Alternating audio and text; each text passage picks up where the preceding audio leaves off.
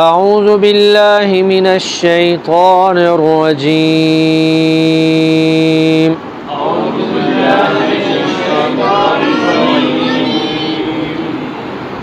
بسم الله الرحمن الرحيم.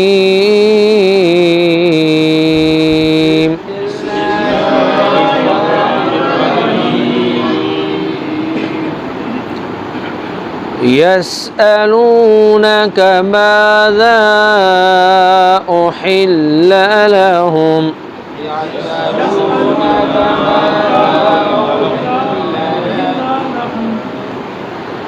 قل أحل لكم الطيبات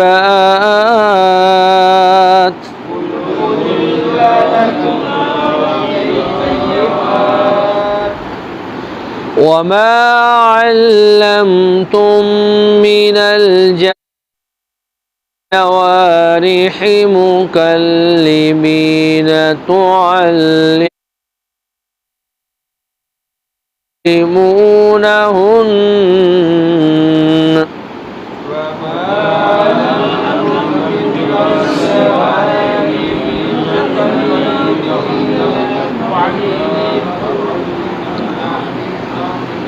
تعلمونهن مما علمكم الله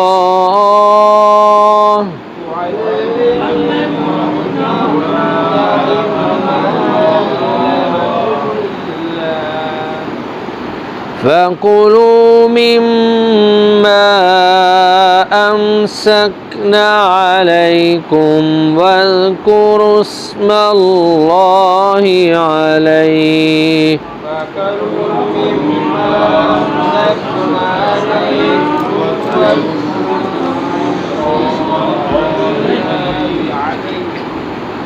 واتقوا الله إن الله سريع الحساب.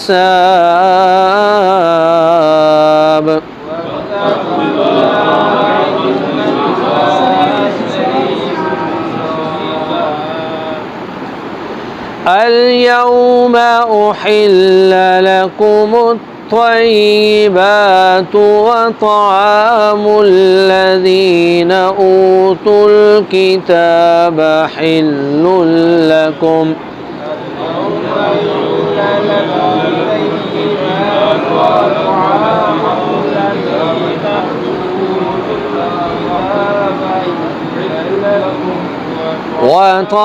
وطعامكم حل لهم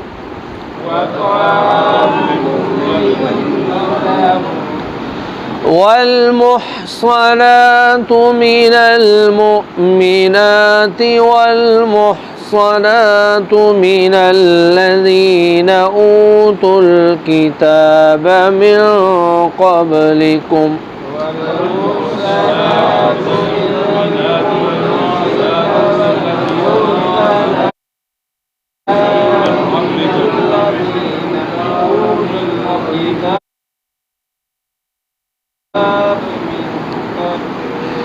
إذا آتيتموهن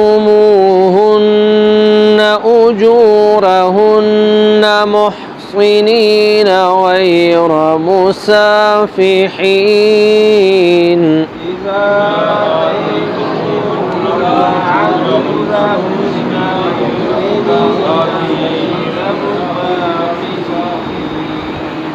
ولا متخذي أخدان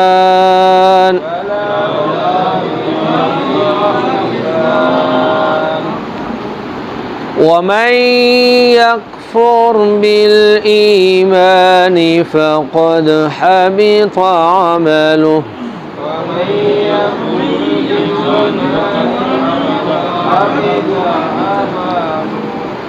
وهو في الآخرة من الخاسرين.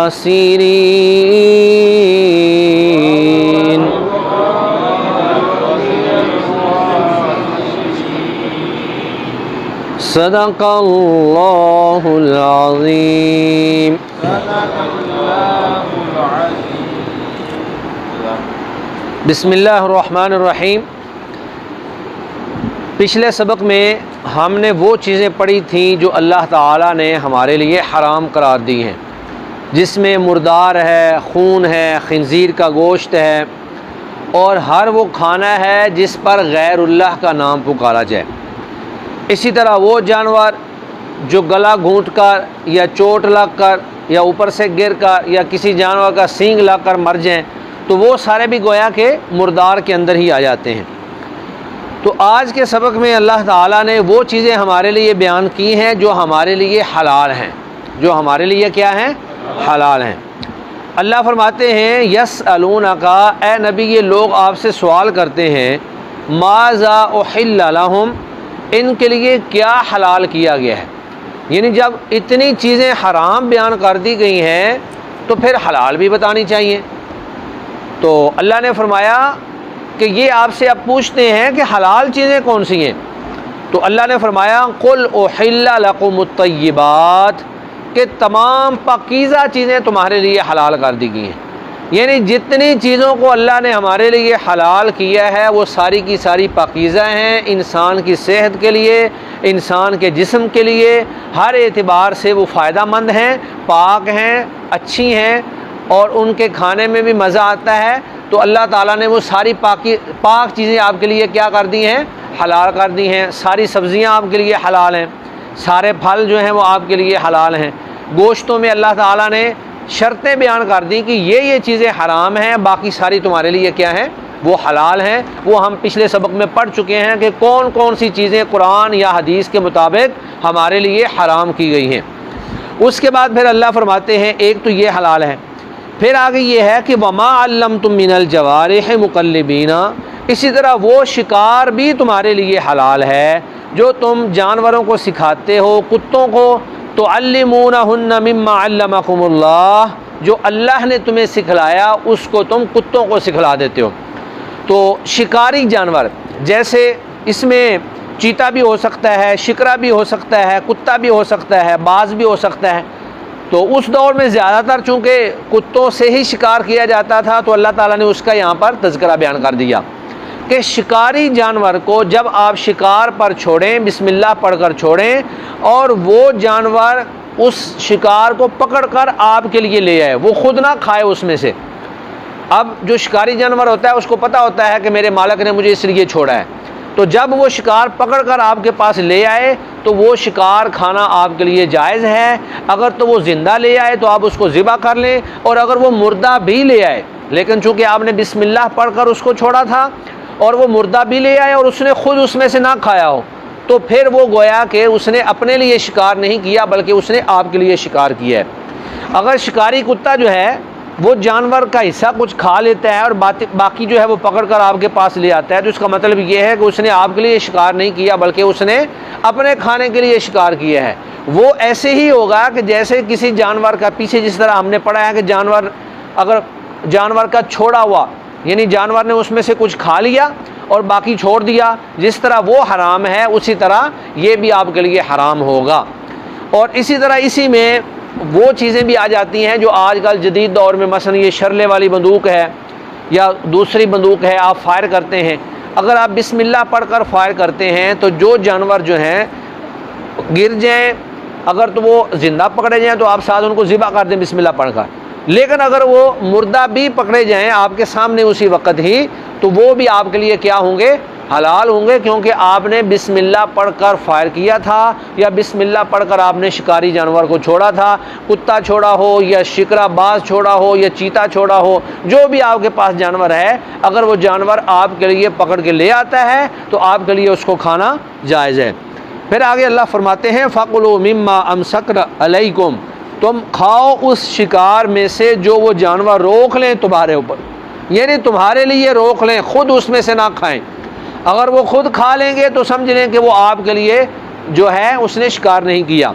इसमें फिर एक चीज़ और भी है, अगर एक कुत्ता जो है वो शिकारी नहीं है, वो जानवर पकड़ के ले आता है, तो अगर तो वो जानवर ज़िंदा है, आपने उसको ज़िबा कर लिया, फिर तो वो आपके लिए खाना जायज़ होगा।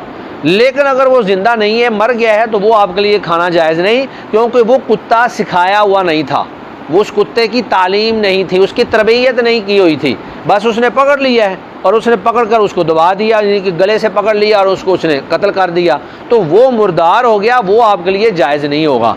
और फिर इसमें बहुत सारा ये भी मसला है कि अगर आपने शिकारी कुत्ता भी छोड़ा और उसके साथ साथ वैसे आवारा कुत्ता भी साथ फिर रहा था, अब वो जानवर पकड़ के लेकर आए तो पता नहीं चला कि ये किसने पकड़ा था, शिकारी ने पकड़ा था या जो आवारा कुत्ता था उसने पकड़ा था, तो अगर वो भी जानवर मरा हुआ है तो वो भी आपके लिए खाना जायज़ नहीं है, क्योंकि उसमें शक पड़ गया है कि ये शिकारी ने शिकार किया था या आवारा कुत्ते ने इसको पकड़ा था और बाद में शिकारी कुत्ता उससे छीन कर आपके पास ले आया। अगर तो कोई जानवर जिंदा आ जाता है तो फिर तो मसला ही कोई नहीं है, फिर तो आपने बिस्मिल्लाह पढ़ के उसको ज़िबा कर लेना है और वो आपके लिए जायज़ है, उसमें कोई हरज वाली बात ही नहीं है। और उसके बाद फिर अल्लाह फरमाते हैं वज़्कुरुस्मल्लाहि अलैहि, उस पर अल्लाह का नाम लो। अब ये जो ज़मीर है अलैहि की, इसके दोनों ही माने हैं। एक तो ये है कि उस जानवर पर जो आप छोड़ रहे हैं, शिकारी जानवर, उस पर अल्लाह का नाम लेकर उसको छोड़ो, या फिर यह है कि जिसको वो पकड़ कर ले आया है शिकार को, उसको आप अल्लाह का नाम लेकर ज़िबा कर दो और फिर उसको आप खा जाओ। उसके बाद अल्लाह फरमाते हैं वत्तकुल्लाह, अल्लाह से डर जाओ, इन्नल्लाह सरीउल हिसाब, बेशक अल्लाह ताला बहुत जल्द हिसाब लेने वाला है। उसके बाद फिर अल्लाह ताला ने दो चीज़ें और बयान फरमाई हैं। ख़ास तौर पे हमारे यहाँ एक बड़ा मसला है कि क्या हम अहले किताब, यहाँ सिर्फ मुराद अहले किताब हैं, अहले किताब से मुराद यहूदी और ईसाई हैं, उसके अलावा बाकी जितने काफिर हैं वो इसमें शामिल नहीं हैं। हिंदू, मजूसी या दीगर मज़ाहिब के लोग वो इस हुक्म में शामिल नहीं हैं। अहले किताब के साथ अल्लाह ताला ने ख़ास मामला इसलिए किया है क्योंकि उनके पास भी अल्लाह ताला ने किताबें नाजिल की थी, तौरात नाजिल की, इंजील नाजिल की। यहूदियों के ऊपर जो है तौरात नाजिल हुई और ईसाइयों के ऊपर अल्लाह ने इंजील को नाजिल फरमाया। तो चूँकि वो मज़ाहिब भी आसमानी मज़ाहिब हैं, अल्लाह की तरफ से हैं, अगरचे अब मनसूख हो गए हैं, तो अल्लाह ताला ने उनके हवाले से, एक तो उनके खाने के हवाले से और दूसरा उनकी औरतों के साथ निकाह के हवाले से मखसूस मसाइल यहाँ पर बयान फरमाए हैं। अल्लाह फरमाते हैं अल-यौमा उहिल्ला लकुमुत तय्यिबात, आज तुम्हारे लिए पाकीज़ा चीज़ें हलाल कर दी गई हैं। व तआमुल लज़ीना ऊतुल किताबा, और खाना उन लोगों का जिनको किताब दी गई, हिल्लुल लकुम, वह तुम्हारे लिए हलाल है। व तआमुकुम हिल्लुल लहुम, और तुम्हारा खाना उनके लिए हलाल है।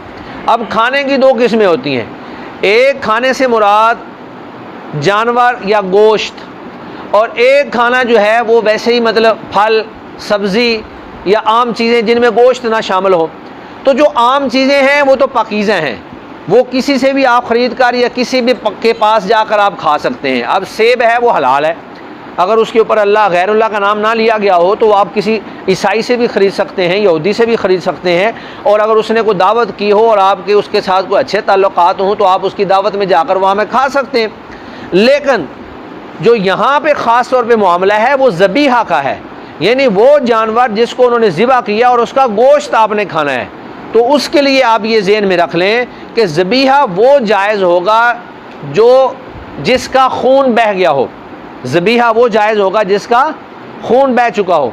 आजकल जिस तरह वो सर में कोई चीज़ मार कर या मशीनों के ज़रिए ज़िबा करते हैं कि खून सारे का सारा अंदर ही रह जाता है, अहले किताब का वो ज़बीहा भी आपके लिए जायज़ नहीं है। ना उनसे ख़रीद कर यानी उनकी दुकान से ख़रीद कर खाना जायज़ है, ना उनके किसी सुपर स्टोर से लेकर खाना जायज़ है, ना उनकी इम्पोर्टेड चीज़, क्योंकि वो भी सारी मशकूक है। बहुत सारे गोश्त जो हैं वो यूरोप से यहाँ पर इम्पोर्ट होते हैं हमारे यहाँ, तो ये सारे के सारे चूँकि मशकूक हैं वो आपके लिए खाने जायज़ नहीं हैं।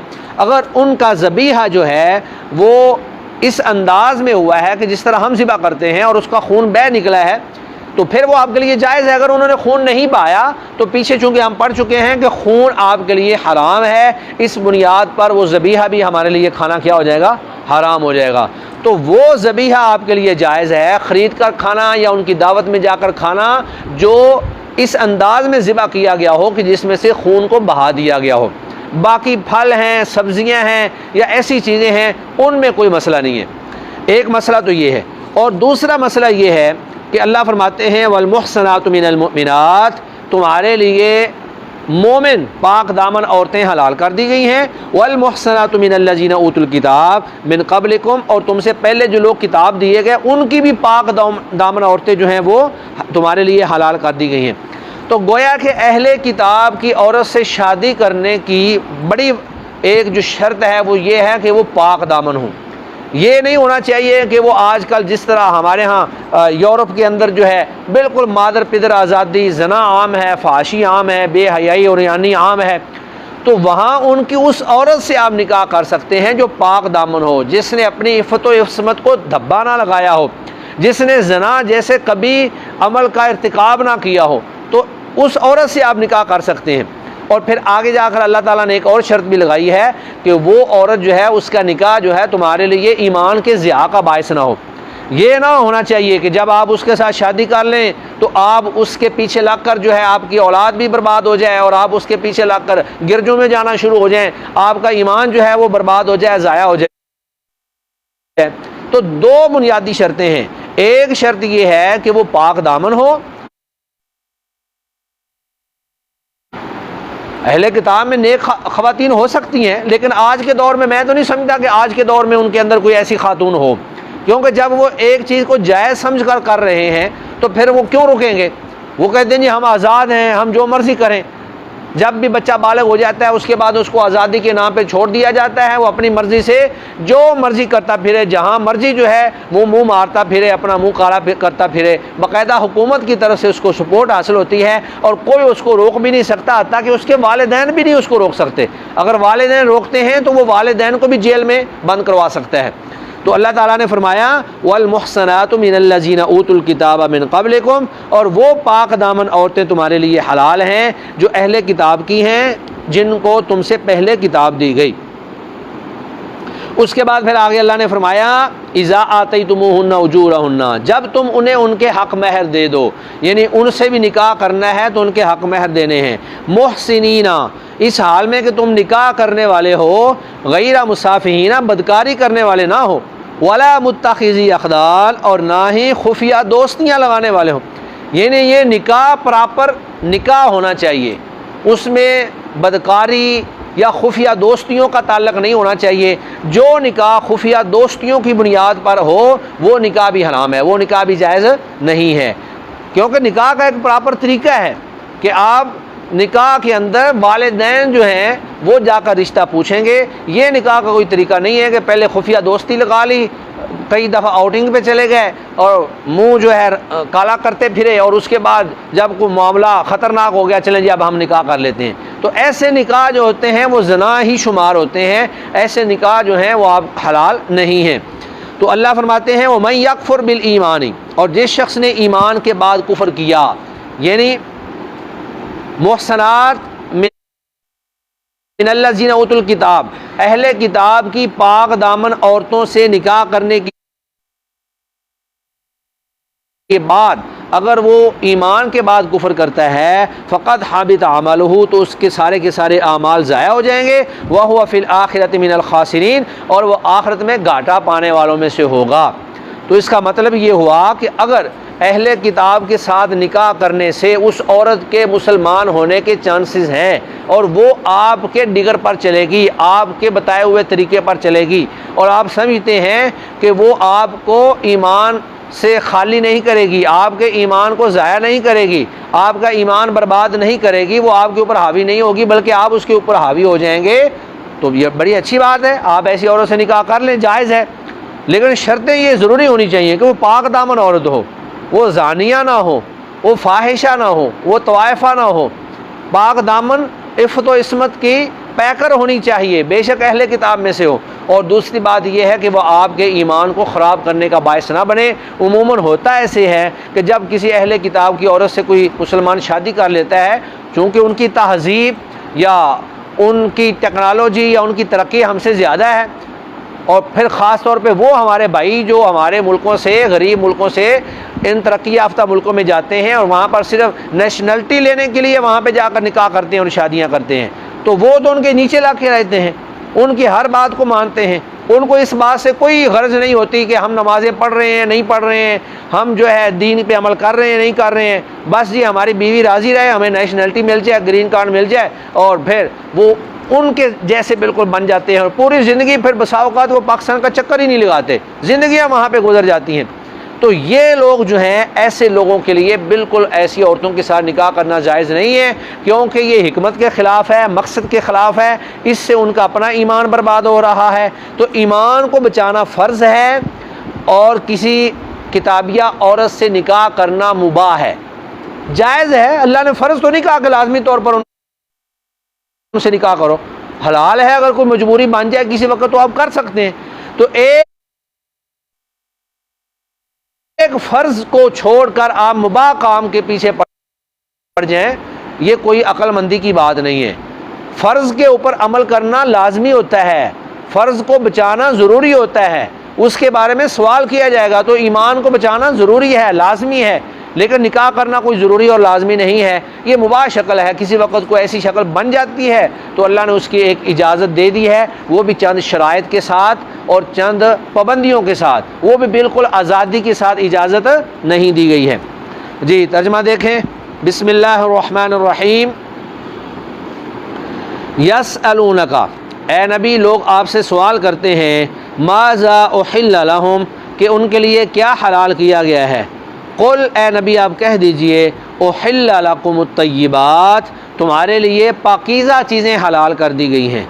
वमा, और वो शिकार भी हलाल कर दिया गया है। अल्लम तुम मिनल जवारिही, जो तुम सिखलाते हो, मिनल जवारिही शिकारी जानवरों को, मुकल्लिबीना कुत्तों को, तो अल्लिमूना हुन्ना, तुम उनको सुधाते हो या उनको तालीम देते हो, मिम्मा अल्लमकुमुल्लाह, उस चीज़ के मुताबिक जो तुम्हें अल्लाह ने तालीम दी।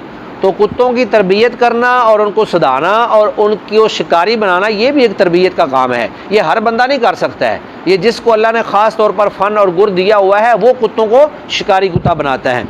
फ़कुलू, पस तुम खाओ, मिम्मा, उस शिकार में से, अमसकना अलैकुम, जो ये जानवर तुम्हारे लिए रोक ले, वज़्कुरुस्मल्लाहि अलैहि, और उस पर अल्लाह का नाम लें, वत्तकुल्लाह, अल्लाह से डर जाओ, इन्नल्लाह सरीउल हिसाब, बेशक अल्लाह ताला बहुत जल्द हिसाब लेने वाला है।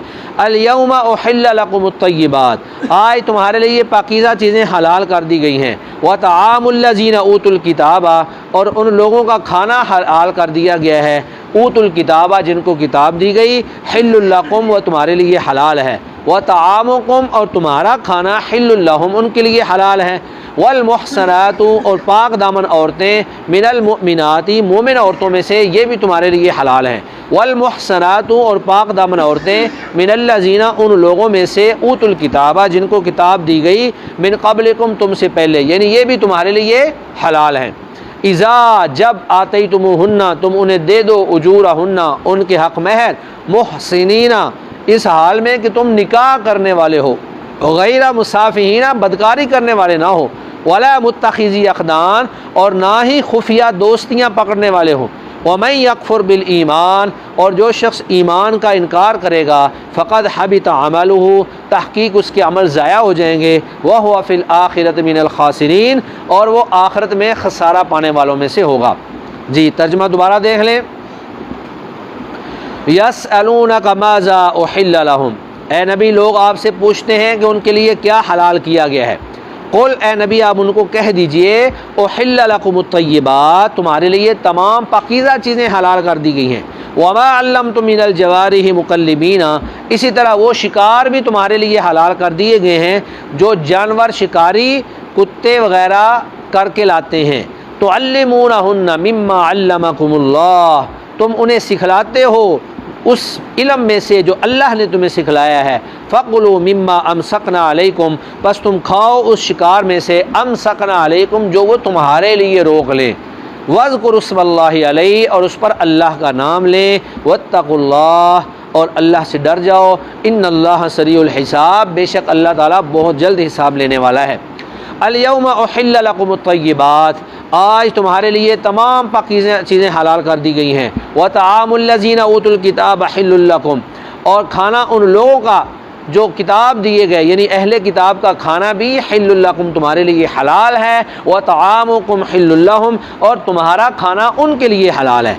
वल मुहसनातु मिनल मुमिनात और मोमिन पाक दामन औरतें भी तुम्हारे लिए हलाल हैं। वल मुहसनातु मिनल लजीना उतुल किताब मिन क़ब्लिकुम और पाक दामन औरतें उन लोगों की जो अहले किताब हैं, जो किताब दिए गए तुमसे पहले, वो भी तुम्हारे लिए हलाल हैं। इज़ा आतैतुमुहुन्ना जब तुम उन्हें दे दो, उजूरहुन्ना उनके हक़ में है, मुहसिनीना इस हाल में कि तुम निकाह करने वाले हो, गैर मुसाफिहीना ना कि तुम बदकारी करने वाले हो, वला मुत्तखिज़ी अख़दान और ना ही खुफिया दोस्तियाँ लगाने वाले हो। वमन यकफुर बिल ईमान और जो शख्स ईमान का इनकार करेगा, फ़क़द हबिता अमलुहु तहक़ीक़ उसके अमल ज़ाया हो गए।